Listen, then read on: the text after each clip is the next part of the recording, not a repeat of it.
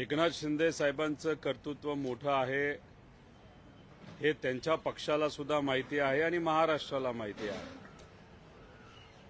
याच्यात आपण जर बघितलं तर बाळासाहेब ठाकरेंबद्दल बोलायचं झालं तर व्यंगात्मक टीका ही ठाकरे साहेबांची ताकद होती आणि एकनाथ शिंदे साहेब जर ठाकरे साहेबांचे कार्यकर्ते आहेत असं ते म्हणतात तर मला असं वाटतं की असे विषय जेव्हा होतात तेव्हा नेता म्हणून या गोष्टींकडे कुठेतरी दुर्लक्ष केलं गेलं पाहिजे।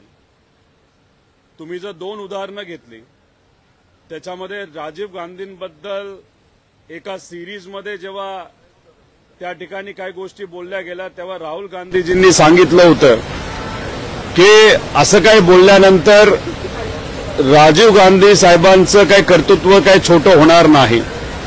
तसंच 2003 मध्ये सुद्धा एका कुठल्या तरी चॅनलमध्ये एक टीका व्यंगात्मक टीका ही भुजबळ साहेबांवर झाली होती। भुजबळ साहेबांच्या कार्यकर्त्यांनी ते कार्यालय फोडलं होतं आणि 2003 ला भुजबळ साहेब हे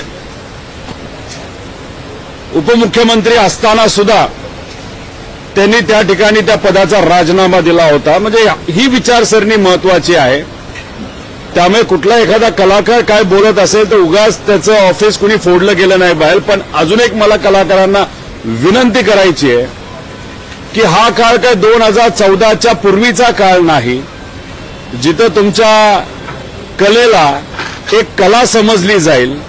इथं जर तुम्ही एखाद्या नेत्यावर काय बोलत असाल तर अभिव्यक्ती स्वातंत्र्य आता राहिलेलं नाही। त्यामुळे तुम्ही सुद्धा त्या बाबतीतली काळजी घ्या आणि नेत्यांना सुद्धा मला सांगायचं की कुठेतरी प्रयत्न करा की असे काही कलाकार असतात ज्या व्यंगात्मक टीका नाही तर व्यंगात्मक त्या ठिकाणी त्या काही गोष्टी केल्या जातात त्या कुठेतरी मजेत नाही तर लाईट मोडमध्ये त्या स्वीकारल्या पण गेल्या पाहिजे। पण माझं एक मत आहे की असं एखादं कुणी एखाद्या कलाकाराने व्यंगात्मक टीका केल्यामुळे एकनाथ शिंदे साहेबांची उंची कमी होत नाही। ते मोठे नेते आहेत, ते मोठे नेते राहणार आहेत।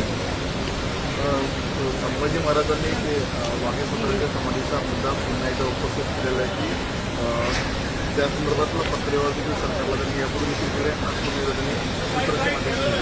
छत्रपतींच्या कुटुंबातून एक व्यक्ती आज जर या बाबतीत बोलत असेल तर मला असं वाटतं की त्या गोष्टी कुठेतरी सिरियसली घेतल्या पाहिजे आणि जे सर्व इतिहासकार आहेत यांना सुद्धा विश्वासात घेऊन जर राजे जे बोलतात ते खरं असेल तर नक्कीच त्यांचं म्हणणं हे मानून त्याच्यावर कारवाई त्या ठिकाणी केली गेली पाहिजे असं या महाराष्ट्राचा नागरिक म्हणून त्या ठिकाणी मला वाटतं।